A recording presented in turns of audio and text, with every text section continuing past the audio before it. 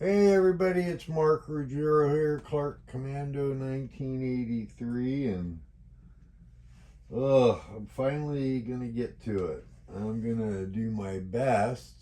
This will be my second video finally on my Learn to Play After Action report for Compass Games The War, Europe 1939 to 45. And I've really been struggling lately. So, what I've decided to do with this video is I am going to go through, it's the first turn, fall 1939. I've done the setup. In my previous video, you'll note, I went over what the counters look like, factors, general scale, and things like that. So what I am going to do is I'm going to go through step by step, so you may or may not enjoy this. As I've said before, the game comes with a sequence of play for each scenario, and that includes the campaign game, which I have up here. I have no idea how far I'm going to get. My goal is going to be to cover as many of the rules as I possibly can. Oh my goodness. I just love wargaming. If you enjoy the content, please like and subscribe to my channel. I'm going to do my best here to keep each video, I don't know if I can say short, because I don't know. But what I am going to try to do is cover each phase in depth. I'm going to make mistakes, and I'll try to correct them as I go on each video. I got my cool little pointer here, so I'll try to use that as best I can. And I'm literally going to go through each part of the sequence of play. And I think my goal with this video, we'll see how far I get, will be to cover at least through step 4, the declarations of war. I may or may not get to strategic warfare. I may do that in a separate video. And then, of course, we'll have the all-important operations phase. And we'll be doing builds and construction and strategic warfare and everything that I can possibly get in this series. Like I said, I have no idea what turn I'll get up to. My game table here is quite a mess, and I've been really weak lately. So anyways, I am happy to finally get to this, so let's get rolling. I wish I had something more exciting for you to look at right now while I talk, but let's go. So on the sequence of play, let's see, I guess I could, well, the intent isn't you get to read everything. Income, fall and spring turns only. Well, the scenario, you start with your national resource factors, otherwise known as NARFs. And you can keep track of them on paper, which I'm going to probably do. And also you have the neat little tracks provided with the game. Every country in this game, including your minor countries, tracks their own NARFs. And NARFs are your BRPs, or your money per se that pays for everything. With exceptions as noted as we go through, you're not allowed to spend more than half your NARFs in the building construction phase of a turn, which is reminiscent of Third Reich if you played that. So step 1, income, we're going to skip because the scenario already starts with your NARFs assigned. Then next up, you would do weather determination, but you do that in winter turns only. And let's see here, but I'm going to read the sequence of play. British and German players for the Western and Mediterranean roll for weather effects, but that is only in the winter turn. And one thing that is kind of neat, and where it's not, I'm going to add it, is there are rules references noted on the sequence of play so that you can look those up. And then in the Soviet and German players for the Eastern Front do their first roll for winter weather effects. Both players roll for spring and fall weather effects. Winter, spring, and fall turns only. You don't do that till after the Germans declare war on the USSR. Then you have scorched earth decisions. So the Eastern Front's not active, so there is no weather roll. And 26.1 talks about it's mainly for weather, I believe, inside Russia. Okay, so we're going to go right to the planning and diplomacy. Now, this scenario starts with, oh my goodness. So the first thing that happens is all players select movement, logistical efforts, limited logistical efforts, and regional logistic efforts, and sustained logistical effort chits. In NARF order, lowest to highest. Then we're going to purchase evasion chits, roll for any oil shortages, which would be non-applicable at this point. Okay, so the scenario starts with Germany starts with a strategic logistical effort. And we are going to go to Rule Section 4 to purchase for the other. And actually, it's pretty easy. I'm not going to overcomplicate it. We'll get more into what the logistical efforts represent, etc. And I think for, let's see here, sustained logistical efforts. Now what I need to do is stand up on my damn unbalanced legs. Did I place one for Germany? I didn't. But here it is, right here. And I'll show you.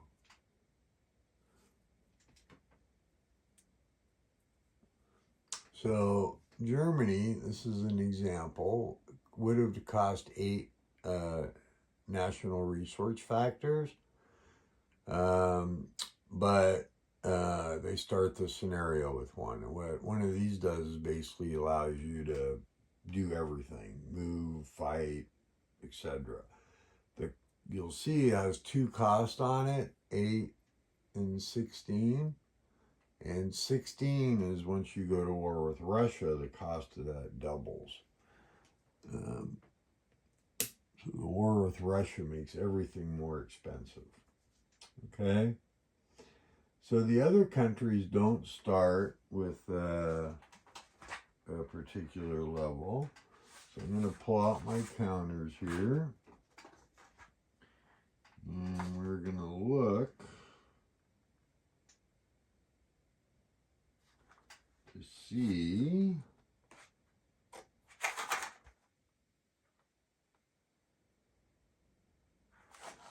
I think we're going to just purchase, let's see here.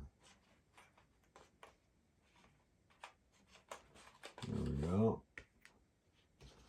So Russia is going to support or buy what's called a movement logistical effort, which is going to allow them to basically move on their board. It also allows them, and if I make some mistakes that you're aware of, please speak up in the comments, and I'll correct in my next video. So And the British, a movement logistical effort. And I'll show you the cost here. I'm going to do the same thing for France. And do the same thing for Italy. Now you cannot, there is a pass option, but you cannot pass unless you are out of money. So, okay, so movement logistical efforts. Basically, purchase for everybody else. Gonna look that up here. A player may choose a movement logistical effort in lieu of choosing the other types. I'm not going to read them off. They affect the whole board. They cost 2 NARFs.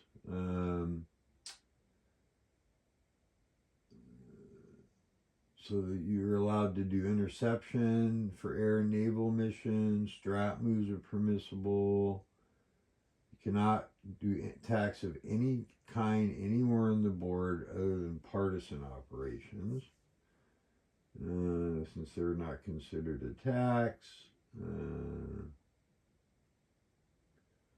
They do not permit a player to conduct offensive strategic warfare, which is fine. That's okay. All right, for this first turn, that's okay. And every country has, as a reminder, this is the Italian one.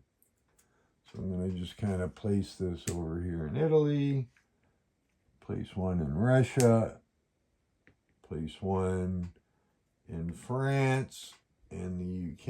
I'm going to move this, and I'm sorry, I apologize. Like I said, my table is kind of a mess here. So I'm really squeezed for space, and I'm working on it. So, oh, whoops, got that backwards. There's old Mr. Cancer, chemo brain, right? All right.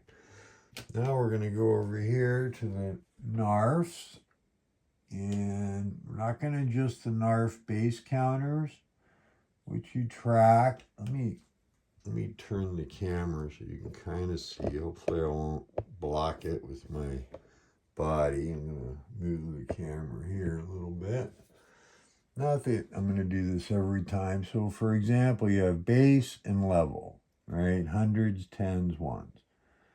So we're not adjusting the base, but Italy spent 2. So we'll lower that by 2. Soviet spent 2. Make sure I'm moving the right counter. France spent 2. And then NARF level. Okay, good. Just double checking. It's hard to do with chemo brain sometimes. Hope, oh shit, was my big fat head blocking that? Probably was, darn it. I'm sorry, guys. Anyways, let's put this back in a position where you can kind of see. I still gotta do the Brett's. Dang it. Sorry, guys. Ladies and gentlemen, I really apologize. So I lowered that. And that's gonna go down. Let me make sure I did that right. Because Britain starts with a NARF level, which is on the scenario cards, of 210. So I spent 2. And we're at, I'm going to try to do this without blocking the camera. We're at 198. Okay. There we go. And we're making sure we're moving the level counters. I hope I didn't block the camera. If I did, hey, what can I say? I apologize. I just really wanted to get this video going. All right, so there we go. So we bought our logistical efforts. Let's continue on. We have 14 minutes in. All right. So Planning and diplomacy. Okay, so that was step A. Step B, spring and fall turns only. All players secretly purchase political points, espionage, and counter-espionage chits, and then record their allocations. Now, there are some limits. This is rule section 16.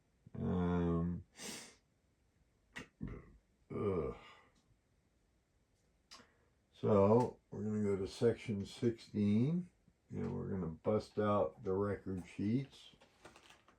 And I believe, I hope, on the record sheets, you're limited to purchasing your political points per turn. Let's see if I can show you. Yeah, there's a cost sheet that's really handy. Let's see if I can lift this rule book. You know what? I'm going to turn the camera so you can kind of see it. It's right here, and let me put it up closer. Oh my goodness, everything's so hard to do.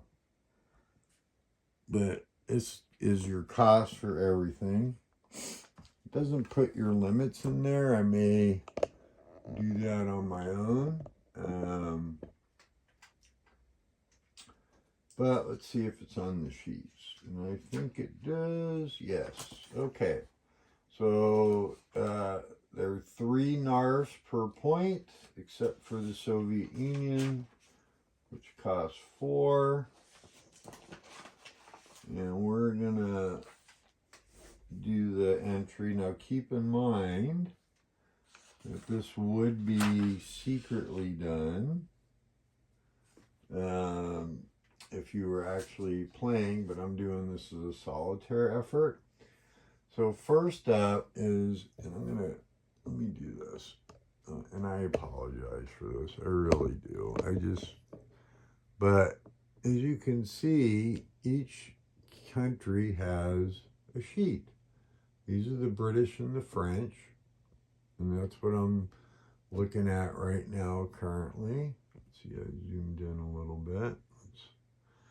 Let's just get it back out there. I'm trying to slowly move the camera so I don't make you dizzy.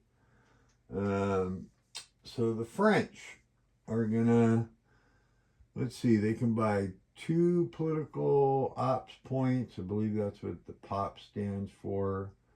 In the spring and fall turn, they can also buy 1 espionage and counter-espionage chit. So I'm just going to tell you the counter-espionage chits that get purchased here have a cost of, we're going to go back to our cost sheet here. Look. Let's see if I can get to it. Thank you all for your patience. I really appreciate it. I really wanted to get to doing this. So espionage and counter-espionage are actually 4 and 3 NARFs respectively, and for the Soviets a little cheaper, 3 and 2. So rules-wise, okay, so you would secretly do this. The French are going to buy 2 pops, so I'm going to note that here on the sheet. They're also going to buy, espionage. Yeah, I'm going to buy an espionage and a counter-espionage. And then we're going to allocate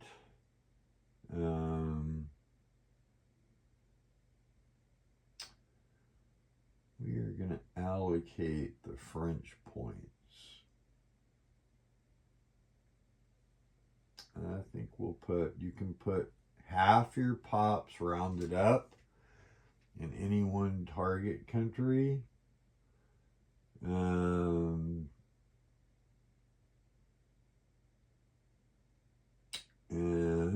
they have 2.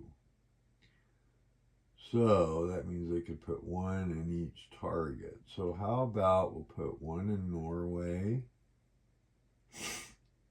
And there's a list here: Greece, Ireland, Belgium, Luxembourg, Netherlands, Portugal, Spain, and that's where we'll put another one. We'll put one in Spain. That's probably a good defensive move, I would think. I'm not sure. France, so that means that they've spent 6, 10, 13 Nars for France. And these don't count towards your half limit. So it's 14 Nars, right? No, yeah, 3, 6 for the 2 pops. And then 4, 6, 10. Oh my goodness. How much for the espionage? There we go. Espionage chits are 4, counter espionage 3, except for the Soviets. Okay. So that's actually a expenditure of 6, 10, 13. Okay, not 14 for France. I'm writing that down because I'm going to get rid of that in a minute. The British can buy up to 3 pops.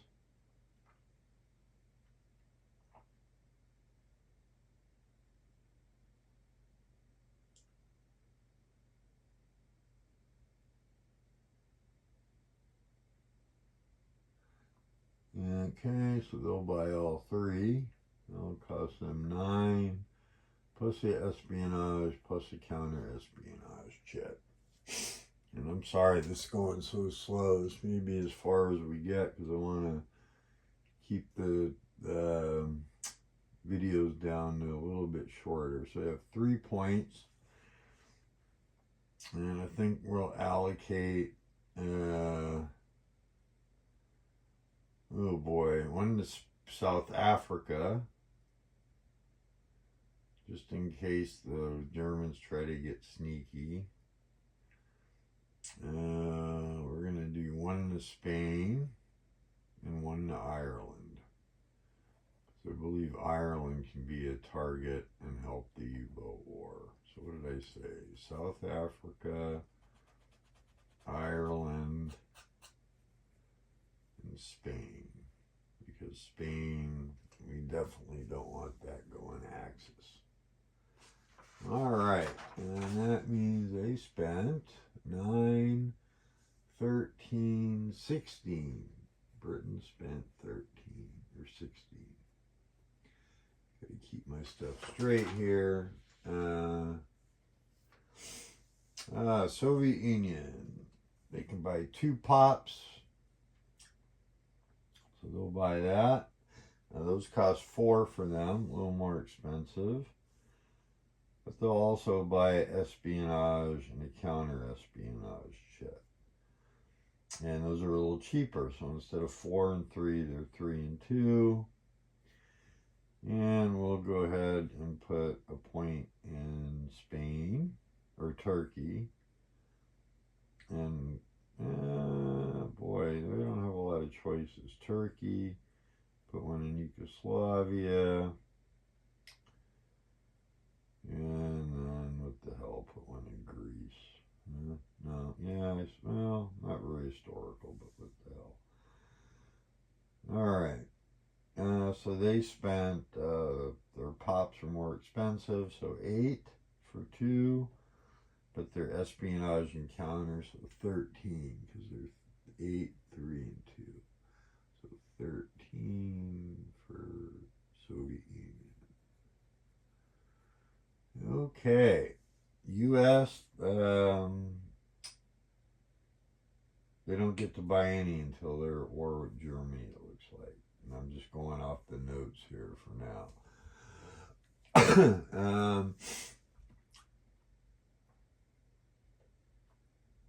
I just noticed that. And the cost is actually here on the bottom of the sheet. I just noticed that. So you don't have to flip back to that total cost.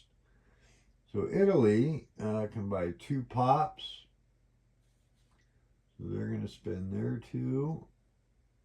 And they'll buy espionage and a counter-espionage chit. And note that Italian and German can be combined. So we're going to definitely put one in Spain. And we will put the other one in. That's interesting that the Vatican's on here. I don't know what game impact that has, honestly, but we're going to put one in. Excuse me.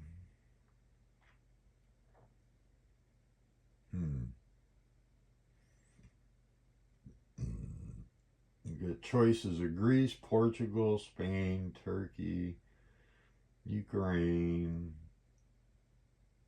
Vatican, Vichy, France, and Yugoslavia. I'm not going to put one in the Ukraine yet.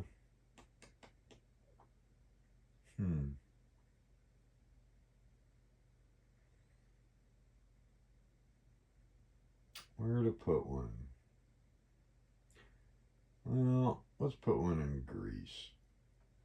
Okay, so we bought two pops. We put one in Greece and one in Spain.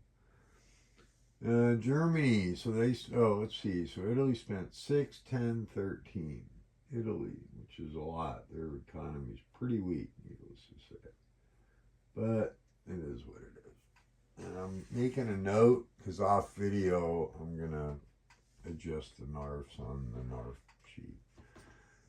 Germany can buy up to 4 pops. So they're going to buy all 4. And they're going to buy espionage and a counter-espionage. Now notice these espionage and counter-espionage chits can be used for diplomatic die rolls, strategic warfare, for the Commonwealth. They can't do 2 in a row for strategic warfare. They can do it. So basically every other, which you resolve in the spring and the fall. And we'll get to that in another video. And then the espionage and counter-espionage shit, this is a fall turn. At the end of the fall turn, if they're not used, they go away. So we'll probably be using them up when we resolve the political stuff. All right. Well, I think Germany wants to do try to do a big effort in Ireland, because I do believe that if they get some kind of result out of that, it can help the U-boat war. So we're going to allocate 2 points out of the 4, because you can do up to half. And then we're going to put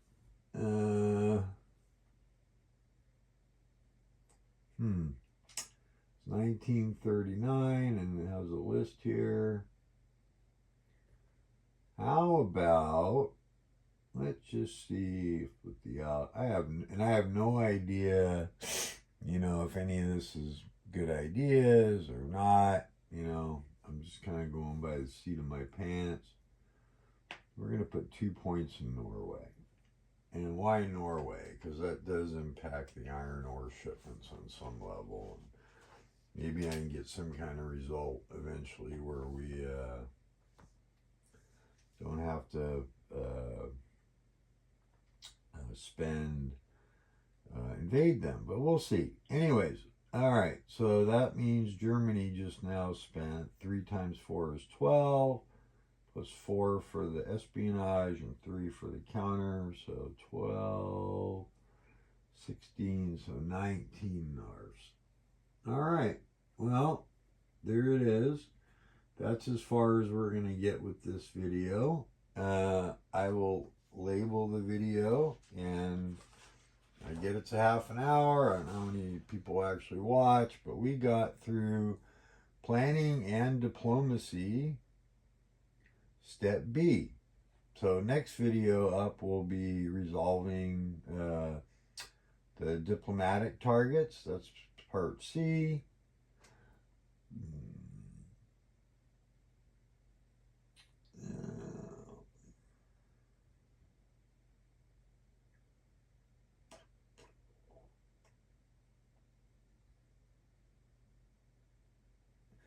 And we'll get to see an Anglo-American diplomacy influence die roll. Influence U.S. entry level. So I'm going to have to read up on those rules a little bit. That'll be the next video. Hey, thank you for joining me. I know it's 30 minutes of your time, which I'm very grateful if you managed to spend it with me here. And, you know, hey, if not, then you didn't hear this. So, I'll look forward to doing my next video. I will try to get that up shortly, resolve some diplomatic die rolls, and we'll walk through that part of the game turn and see what happens. Thanks for joining me. Have a good night.